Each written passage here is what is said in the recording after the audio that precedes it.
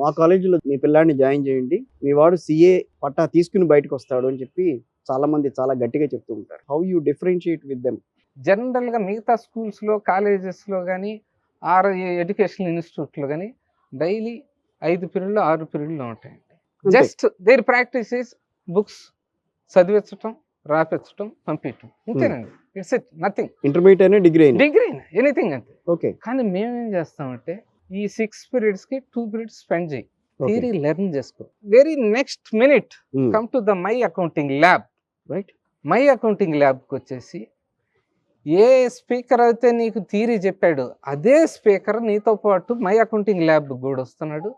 ఇది రేపు నువ్వు నెక్స్ట్ కెరీర్ అంటే కోర్స్ అయిపోయిన తర్వాత ఎక్కడైతే జాయిన్ అవుతావో, ఏ ఇండస్ట్రీ నీకు, ఏ కంపెనీ నీ కానీ ఏ సర్వీస్ అయితే ఎక్స్పెక్ట్ చేస్తుందో టుడే ఎవ్రీడే ఇక్కడే నేర్చుకో అన్న ఎక్స్పోజర్ ఇస్తామండి.